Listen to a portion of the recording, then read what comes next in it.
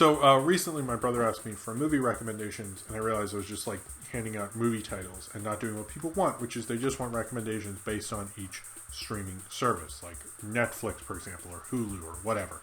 So I thought every movie crap, I'll pick a different streaming service. Next week I think will be Disney Plus, and go through and find out some recommendations, and then the next, because this is going to go on for a while, when I loop back around, I can't pick the same movies, basically.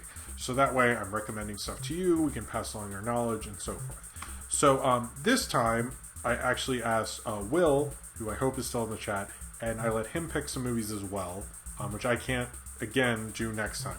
But one of the things that's interesting about Amazon Prime is, like I said, they actually have a ton of movies. They're not used as much, but obviously they have Bezos money, so they can buy movies and things like that. They do actually have a lot of good stuff, and I wish more people would watch them, although even I myself do not watch them that much. I was watching a lot with Carrie Musgrave's Christmas special around Christmas, which is a great kind of all-family Christmas special. I don't know if you know her, but I don't actually know her music very much, but I love that Christmas special, so if you love to watch it, you should check it out. Anyway, so here are the ones from Will, and then I will tell you mine. So here are the recommendations from Will. One is Dave Made a Maze from 2017. To my very loose understanding, it's about this guy named Dave who made like this very elaborate kind of homemade maze. I've heard good things about it, actually. I've never seen it. Maybe I should. The Dirties from 2013, which I should have looked up more. Fido from 2006, which I've always heard good things about. The Plague Dogs, which is a very dark animated film, and I believe has is the sort of follow-up to Watership Down, and then A Town Called Panic. Sounds very familiar. Now I'm going to Google, which I probably should have.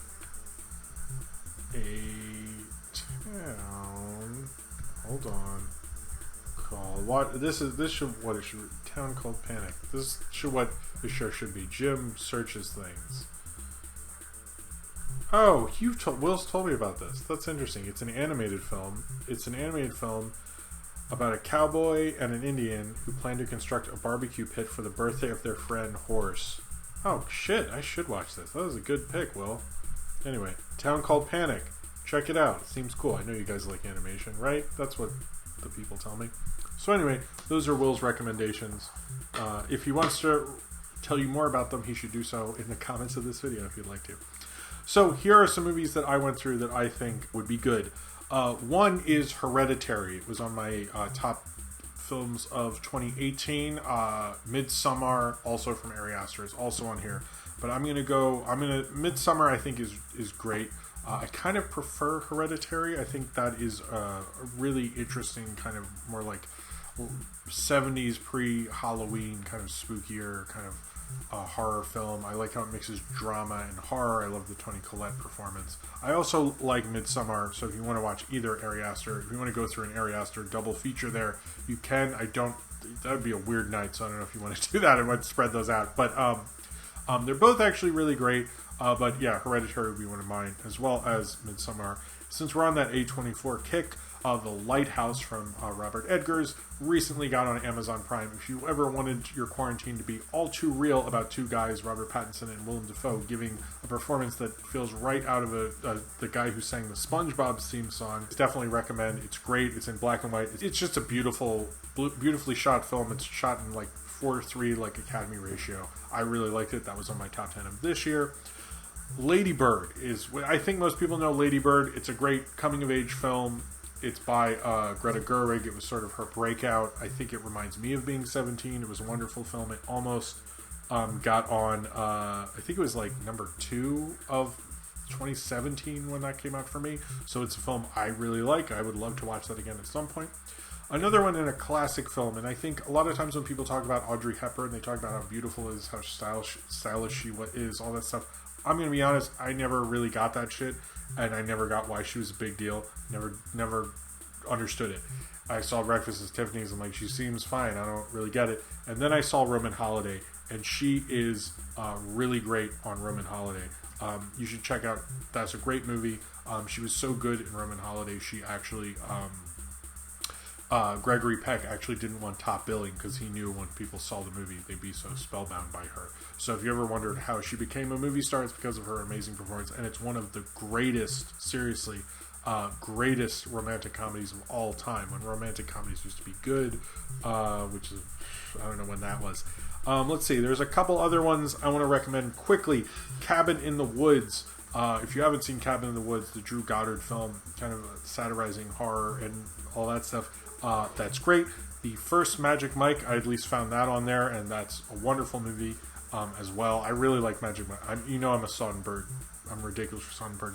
Kind of an obscure one, Body Bags. This is John Carpenter's pilot to sort of make his own Tales from the Crypt for Showtime. Didn't work out, but he made it into kind of like a TV movie type thing. And it's not the greatest thing. The opening segment, which was kind of like this gas station thing, I remember being pretty good. You should check out my review of Body Bags, which is from 2012 or something. You can watch that if you see Body Bags. And I guess all the reviews, by the way, that I've made of these films will be in the description of this video, when this is a separate video later, I guess. So you can check out that review, actually, in the description of this video. One film that I love, and is a great French comedy, and this might sound really, it's a weird movie, and maybe this would be right up Will's alley, is The Discreet Charm of the Bourgeoisie. My dad showed it to me when I was a teenager, and I became obsessed with it. It's about this group of people who every time they sit down to have dinner together, something happens, and they never actually get to have dinner together. And they're all kind of like these evil bourgeoisie kind of people. It's kind of like a class commentary. It's very surreal. It's very funny. I really liked it. I've gotten people into it over the years. I haven't watched it in a while, but it's a film that I hold very dear and I've always really liked. And it's just a very strange, weird movie. And I think you should definitely check it out. It's a cool one, and I've always liked that movie. It's funny, it's strange. The group of adults who are trying to have dinner are just like walking down a road. They keep cutting to that for some reason. I don't even know what it means necessarily. I just know that I like it. So check out The Discreet Charm of the Bourgeoisie. Okay, Kingpin from the Farrelly brothers. I had to bring that down after I went all French and shit. Is one of the Farrelly brothers, I think, had a really good period from Dumb and Dumber, Kingpin, There's Something About Mary. Kingpin is the one that often gets overlooked. I would recommend that one. I found Bill and Ted's Bogus Journey. I did not look for Excellent Adventure, so I can recommend that next time, motherfuckers. But Bogus Journey is still a lot of fun, and I think Bill and Ted has not been moved. I hope. And if it hasn't, you can get ready for that one. Now, here are two big ones. This one is one that Will has been pushing for me to review forever. And I have shot a review, and I need to edit it. And it's a great, seriously one of the better superhero movies I've seen a little bit. I think the director of this film should, if I saw this film and I worked for Marvel, I would be like, let's have a meeting tomorrow. But it's called Fast Color. It's basically about this girl. I'm going to butcher a lot of this, and Will did a much better video on this. And I'm just going to link his video in the description of this, because he did a good job. And I think I did a good job with my review of it whenever I edited it, but he did a better one, and his is on YouTube now. But it's Fast Color. It's a wonderful film about kind of the idea of these women in this family who have these superpowers to have superpowers, and they have superpowers and they can like do all these cool things and stuff like that. And it is kind of this post-apocalyptic, family kind of dealing with their superpowers and the government coming after them, and it's actually really cool, and I'm doing a terrible job of describing it, and I should have looked it up again. I'm sure Will is like hitting his face going like, Jim, you're butchering this. But I will say, out of all these films, you should absolutely check out Fast Color. I think if you like Marvel movies, if you like kind of this more mainstream stuff, it's a cool indie movie in that I think it can like cross the line to be more appealing to a large audience. And if you like superhero kind of stuff and you don't know this film at all, it's like wonderful. I liked Fast Color a lot. I know Will likes Fast Color. Now I have a super chat from him.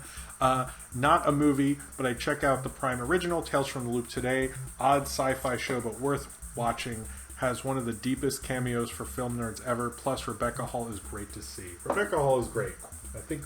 Thank you very much, Will. And thank you, everyone. Check out Will's YouTube channel. Please put it in there, by the way, Will. And you did a great job helping me with this as well. And thank you for the super chat there. And finally, this is my last recommendation for Amazon Prime. It's called You Were Never Really Here. It is from, damn it, now I'm forgetting the director. And I even have, okay, so Lynn Ramsey. Yes. Okay, I just remembered it right when I brought up. So, You Were Never Really Here is a great kind of crime movie starring Joaquin Phoenix doing a much better performance than Joker, if you ask me. And it's kind of a simple film, but it's actually considered ahead of its time. It came out about a year before Joker, probably almost like a year and a half before Joker, and before the Jeffrey Epstein thing. And you're wondering, what does that have to do with it? It's about a guy who rescues a girl who's stuck in kind of this kind of like illegal human trafficking house that happens in the Upper West Side of Manhattan, which everyone said this was excessive at the time, and he goes in and rescues her and breaks up this kind of like underage girl human trafficking ring. So don't fuck with Joaquin. But anyway, the cool thing about his performance in this is in a lot of action movies, and this goes into the theory of it's not what you are about, it's how you are about it. In most action movies, he goes, oh, this guy's seen shit. He's done things. Like, he's seen these things, and you never really see it internalized, you know what I mean? You just see it, like, you just see him, like, look gruff and things. And you see his memories. You see how it's haunting him. You see how it fucked with him. And what Lynn Ramsey does is she takes a kind of simple genre thing and turns it on its head, but also has some cool, violent genre stuff. You Were Never Really Here is a great movie. Check that out on Prime.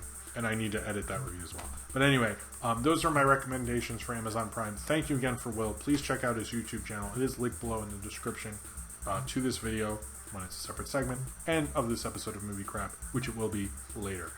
Epstein does get what he deserved, and I'm sure he didn't kill himself. Anyway, that's it for the Amazon Prime recommendations. And moving on.